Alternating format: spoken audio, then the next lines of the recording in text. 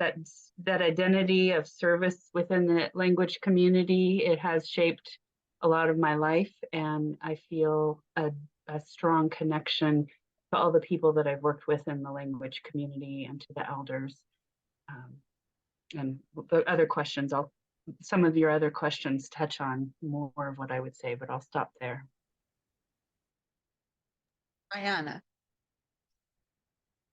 And I would echo what Alisha said about learning about our ancestors. I really feel like my indigenous identity got to come into more fullness in my language learning, and feeling like I had reason to be more of a part of our community. It seemed to dash a little bit of that like not native enough feeling, because I was working so hard and really enveloped in a community of language learners that supported the work that we were doing and wanted me to be around. It also got me around elders. I didn't have, at that time, my grandparents had passed, and my great grandparents had passed. And so I didn't have connections to our elders. And there's something special that happens in our community when they learn who you are and how connected you are in our community. And so what I had to do was introduce my grandmother and my great grandparents to them. And all of a sudden I was part of their community. I didn't have to work harder or look any more native or do anything more to be part of the community, the Alutiiq community of Kodiak. And that alone is something that made so much of an impact for me. And that was just the beginning of building my understanding of what it is to be indigenous and Alutiiq. And so it really spurred a want to learn more in many different topics, right? Art and dance and spiritual beliefs, and how to light a enlightening, and who my ancestors are beyond my grandparents, my great grandparents, going back into and connecting with more distant family. So I think that getting into the language revitalization movement changed the trajectory of my life. I didn't grow up learning this stuff. I didn't know much about our culture as a young person. And so starting to learn shifted me into that space where I got to be part of opportunities and really be able to focus on learning about our history and our culture. Ayana. That really leads into the next question, which is partly good. But, how do you feel that language revitalization, what role does that play in empowering younger generations within our community, and the connection to helping to reduce suicide rate in our community, which April went into in the movie, and how since you guys have started really doing that work and pushing that forward, what have you seen happening inside the community? Well, I grew up in Kodiak. My family actually lived part-time down in the Washington area in the winters. My dad was a fisherman, and so we lived winters down in Snohomish for three years when I was little. Otherwise, we were mostly in Kodiak. And when I was going to school, so I graduated in 1990 from Kodiak High School, there was no Alutiiq language dance. There was a little dance group that was happening, but it was very much in its infancy, and there had been one attempt at a class that I never heard about, or it was like right after the year after I graduated, and sense of self-esteem, pride, the social crises that our community has been in for a couple hundred years now through colonization, is a hard wound to heal from. And the language and connection to family and culture is one of those ways to heal. It's a very powerful way to heal. We have to have people in our lives that make us feel like we belong, and that we're worth being around and loving. And I think that having the focus on culture and language gives that depth of, your story is a small blip in the grand scheme of things, and you're connected to this thousands and thousands of years of ancestors. And feeling like you have that purpose really does build a sense of self-esteem, that connection. And so I do think it has reduced suicide. We still struggle with it throughout Alaska. And Shootman can expand on this. I'm not aware of people that have been involved within the language movement who have committed suicide, but that doesn't mean it wouldn't happen. If you slip through the cracks and lose connections, feel that sense of self-worth and other negative mental health challenges that contribute to that depression. I think it's one piece of many things that we can do as a community, but it's such a positive, a positive way of not looking at our negatives. It's hard to explain, but that idea that if you have like a suicide prevention event or opportunity for kids, that's less appealing than we're going to get together and we're going to sing and dance and we're going to make crafts and we're going to talk about ancestors and listen to our elders. We're going to work on the land. We're going to fish or hunt, go tide pooling. That is so much more enriching, and it's a deep way to build that positive sense of self.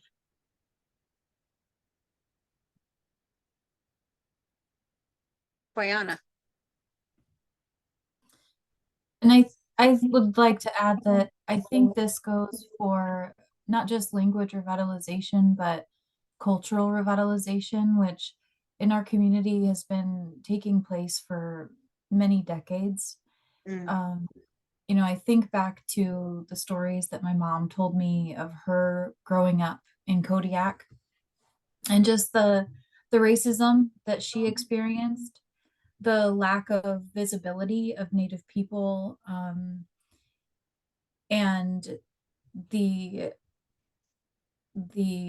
squashing and shushing of nativeness, things that might set you apart as a Native person. When she tells me those stories, it is shocking to me because I grew up with something very different.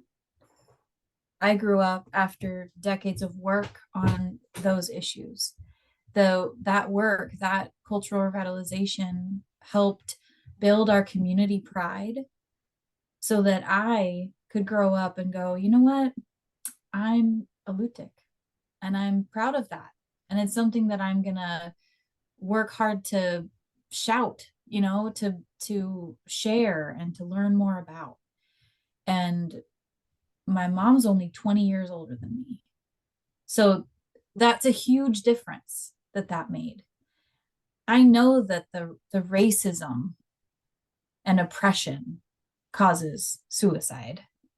And those things stem from colonization. So to work away from that, to heal from colonization, I learned a new word today. It's re-indigenization. And so that's kind of the process we're on, is bringing back the love of who we are. And in order to be able to celebrate that, we have to bring our language, we have to bring our ceremony, and we have to bring our art. We have to bring all the things that make us who we are, to celebrate who we are. I think that language revitalization is a multi-generational healing tool. You know, as we work with people who are generations older than us, they tell us their hard truths. They tell us the racism that they experienced as young children, as young adults, and as present day elders. And our listening and understanding gets to heal them. It gets to help us understand where we come from, and hopefully heal all the generations in between. Mayana. And this leads right into the next question. Thank you.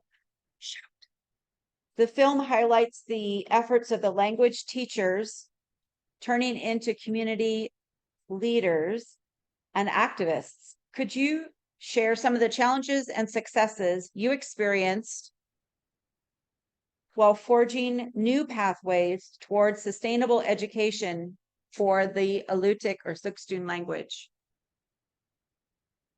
Yeah, that's a big question. And I'm glad that Chutman is here, because I think of you as one of those great examples of exactly what she's talking about. You know, when I was first back in Kodiak after college, and I was working for the native village of Afognak as tribal administrator, which is what Chutman's new job is. That's her role today in our community. She was in high school, and I went to the high school, and she was in charge of the Chamai Club, and I was a guest speaker for one of their sessions, and they asked me questions and about my education and, you know, what I do in my life. And it's just so cool that over the years that we've been able to work together. You know, she came then as a post-college, returned to the community. I'm stealing your thunder and telling your story here, Chutman. You can tell other youth stories too. She then came to me and said, we need the Alutiiq language taught in our high school. And at that time, I was like a low intermediate speaker. I did not feel confident. I knew my phrases. I could speak in some tense, but I really didn't have very much language, maybe even high novice level. And I was nervous about the idea, but I also agreed with her. You know, here's this group of AFN Alutiiq dancers that are talking at AFN. And she was one of their chaperones at the time. She said, it's not right that we don't have Alutiiq language in our high school. They have their native language being taught in other places throughout the state. We need to do this. And so I thought, well, she's right, and somebody has to take the risk. And so I said, okay, let's do it. And we started pulling it together. We got a group. I think we had about six or seven elders who were willing to come into the classroom once a week. We had grant funding that we had kind of built some momentum. It was in the early phases of the language movement in the last 20 years here. And they, you know, anyways, I could talk for an hour on that. Let me refocus to the question. We developed ourselves as speakers in the class. So she learned Alutiiq by teaching these high school students, and those high school students are now, you know, young parents, and we can see the transition in their speaking ability. You know, one of the young ladies is a phenomenal Alutiiq dancer, and I've seen her videos being posted online, performing in front of hundreds of people by herself, singing in the language with such depth and beauty. And it's just the coolest thing to see young kids that, you know, maybe went to Digafognak or some cultural activity, or, you know, in her case, she was a granddaughter of an Alutiiq dancer from the first dance group in the 80s. You know, those opportunities to build that sense of leadership and connection and growth as a speaker, and then what that leads to next. So the successes of it is that we are growing new speakers. As we lose elders, though, the loss of that knowledge comparatively to the growth of the young speakers is desperate. It's not the same, you know, one for one that we're gaining, but we are building new leaders. And then as we do this, and in Shootman's situation, she was in the classroom for many years, and you do get, you get fed by it, but it's also so much, you get so full from doing that work. And we need to grow younger teachers, and that's part of why the elders, they didn't want to be the ones in front of the class running those programs. You need lots of energy to do this work.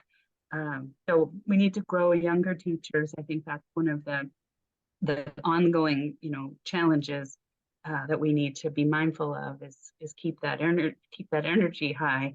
And so having somebody like Chriself, and back when I was, employed, if you're passionate about the language and the culture, and you're in a role that allows you to have access to monetary resources, staffing resources, you are like this cog in the great wheel, making change happen, making it possible for this to continue to grow. And we have to have that. So you have to invest in all of these people to do all different kinds of roles, whether you're in the classroom or you're allowing a program, supporting a program's creation in infancy, or encouraging your own children or grandchildren to learn. That's a huge positive thing that we can do. We each have a role, but we all are going to age out and eventually not do the work anymore. So you pick it up and then you set it down.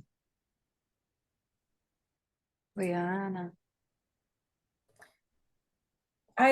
There are two challenges that I like to share with people who are interested in learning our language, because they are things that have been really hard for me as a learner, and they seem really big until they, at least for me, they seemed really big until I had to change the way I think about them. And so one of them is, there's this huge responsibility when you start to get it, when you start to learn, and all of a sudden you understand things and you could teach things. You get a lot of requests, and we're passionate people. We want everyone to be able to learn. That is why I keep doing it, right? I love learning new things, but I keep doing it because I have a responsibility to give it back to all the people I can. And that work has created some of our successes. We've built community around the language movement, around teaching, and having all these students and all these people interested in learning. It is so beautiful to see that. And we've created a library of resources.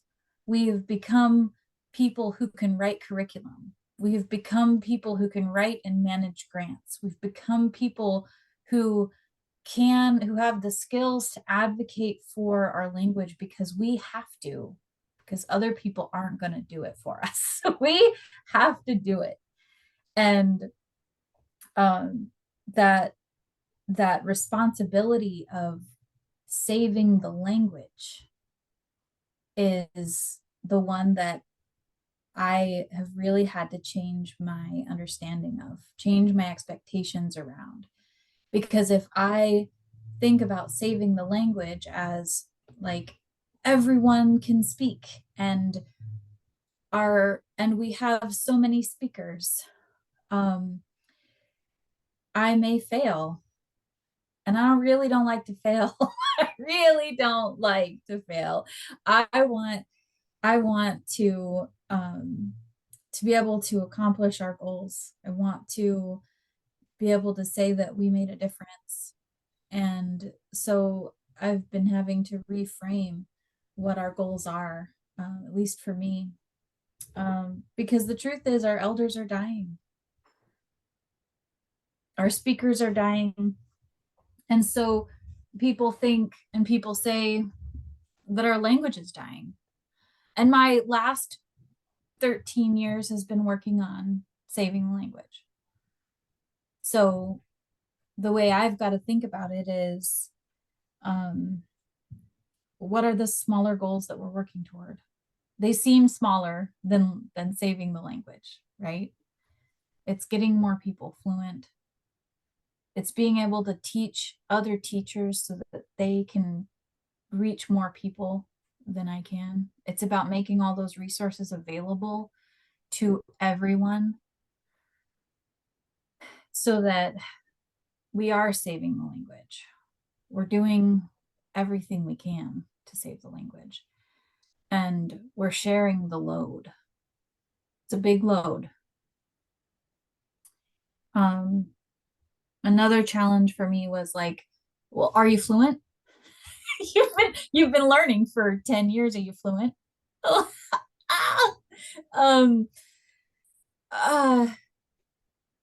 will never know every word.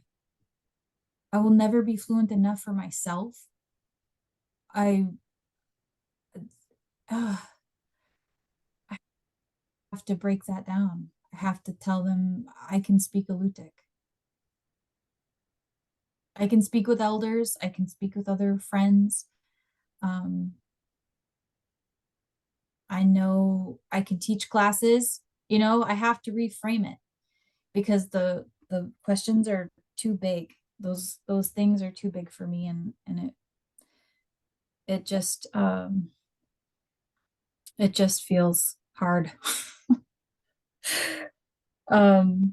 So the community building, being able to produce and protect and advocate for our language are some of our successes. Creating new teachers, and you know, recently it's been like, well, let's spend our remaining time with our elders, really focusing on building fluency for those that are close, and then we have that stored in brains that are gonna live a little longer so that we can get the most out of it. So yeah, I guess that answers the question. I wish it was more rosy, but that's my truth. Well, Koyana, for being so open and honest with us. Shootman, I think it's so important that people get that very open conversation going about what it really means to save a language, and how each of us have a little, maybe even just a little part in that. And So, how Koyana, difficult it is for you guys right now. And I know that you guys are going through a really tough time right now. And I recognize that, and I see that, and I'm grateful, so grateful that you guys are here. And that the next question, like, I know that Pacific Northwest Alutiiq Culture Camp has been one of the main feeders for Alutiiq 1 at Kodiak College.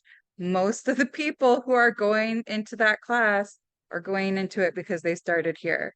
So they started here and I said, oh, if you want to know what to do, go join this class. And then they do. It's amazing. So anyway, how do you envision sustaining and expanding the efforts of the Alutiiq language revitalization into the diaspora community? So I mean, outside of Alutiiq territory, Alutiiq territory. So what strategies do you believe will be most effective in achieving this goal? And we'll have to make our answers just a little bit more concise. Yeah, got you. We I know have you're running out of time. constraints. Yeah. Well, I just agreed to teach the Alutiiq orthography class because Shootman has a new job and she couldn't teach it. And so I am, I think that whenever we can, sorry, somebody just came home and there's dogs in the background. Whenever we can cultivate new speakers and keep the structure of the Alutiiq education system that we've built as alive as possible. And that gives jobs to speakers, young speakers. So it's like, I might teach this one session of it and hopefully another young person will pick it up and we just can keep it going. But for people living outside of the Kodiak region, I would say finding a friend who you can learn and speak with is so critical. That buddy system, what I've watched in our community in Kodiak, that has made all the difference in their speaking ability, to have a close friend who also is speaking and learning, or a close family member, because you're sensitive to each other and you're not going to criticize, and keep it playful and creative, have fun with it, because that's how it becomes a joyful activity in your life every day, to want to practice the language and talk to your friend and engage in that way. Well, I'm so excited. Thanks for taking on that class. I'll see you next week. So will Heather. So will Marissa. Whoop, whoop. All right. And then Awesome. Candace, what do you have to say about that? Diaspora community, what can we do? Well, I think it would be awesome if you guys could become teachers, right? We just need to keep spreading the teaching ability across the world. But in order to do that, it takes so much practice. So definitely practicing with each other. One of the tips that I learned, or tricks that I learned over the pandemic, was incorporating more technology, including Zoom. I'm using Zoom meetings to get together with Natalia and Michael while they're off island, and just catch up in Alutiiq. And then Snapchat. You can send little videos of yourself, and you can even use those like really stupid filters. It makes it so much more goofy, and have a conversation. It's a distance conversation and it's not simultaneous, but it's been really fun to do that. So this next question is probably going to hit home for you guys. Every movement has its challenges. Can you share one that the community had to work through, or one that still exists today? What might be a solution to that challenge?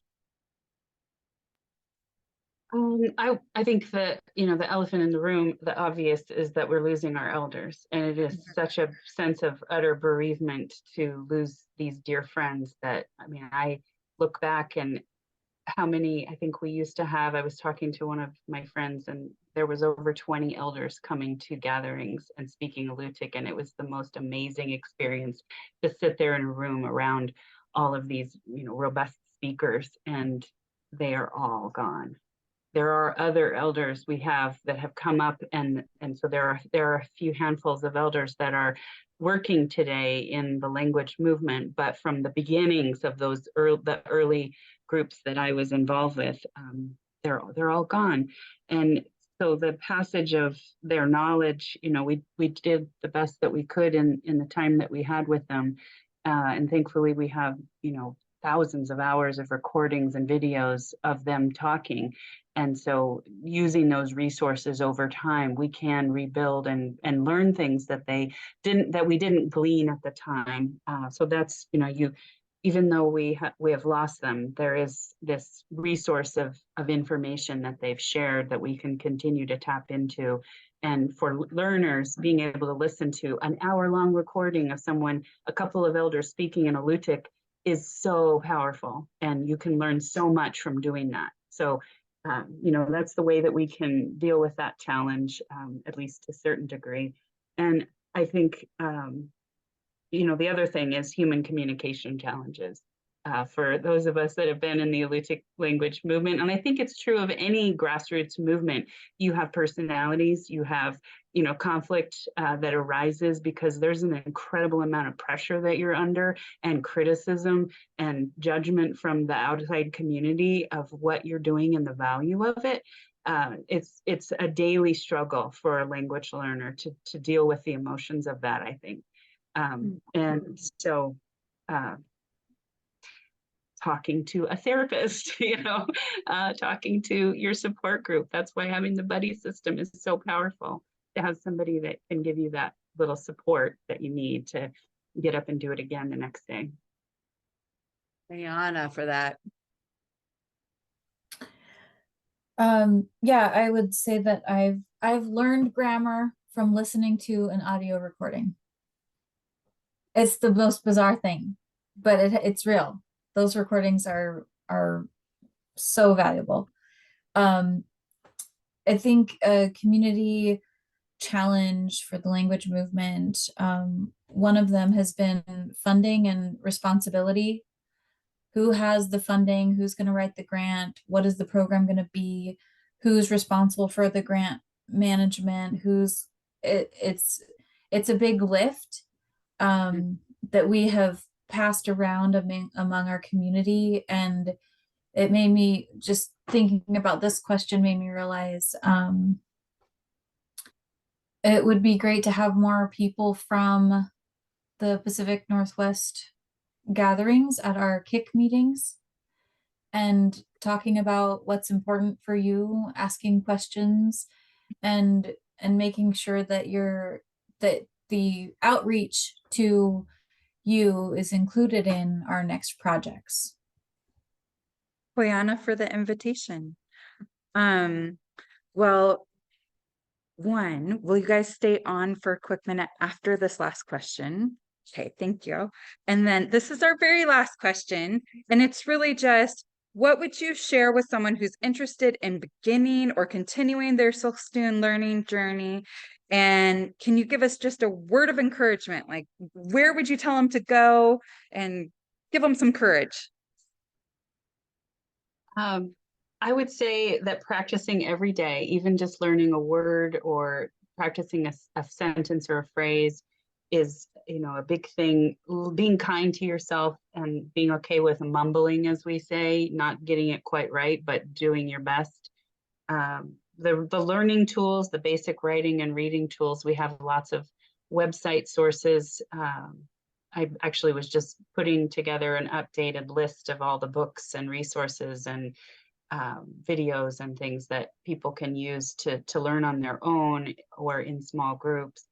And I think that, as Shootman said, listen to some recordings of first language speakers, because as they pass, that is all we will have of first language speakers, unless we grow new ones, which means you have a couple of speakers who only speak Alutiiq at home as they're having babies. And that is a hard task. I mean, I had my babies growing up while I was learning, and it was really hard to do that. So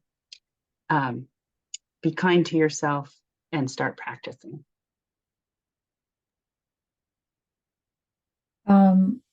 I'd say start practicing with a friend. When I was new, Alisha invited me over to her house every Saturday for a long time and taught me lessons that she knew and had practiced. And then we started studying together, and there was an accountability in that. There was a commitment and a connection and a relationship there. And it made a huge difference for me. My word of encouragement is that all progress is good progress. I know I've been through times where I felt like I haven't learned in so long, or I don't feel like I'm retaining it, or I stop for a while and I feel like I forgot everything. But all it takes is learning one word, and that's progress.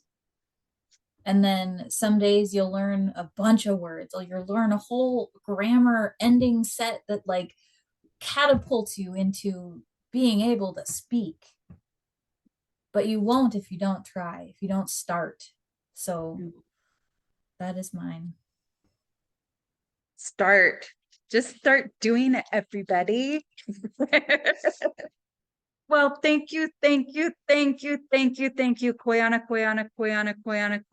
Shinak, for coming and being here with us today. And can we all give Alisha and Candace a round of applause?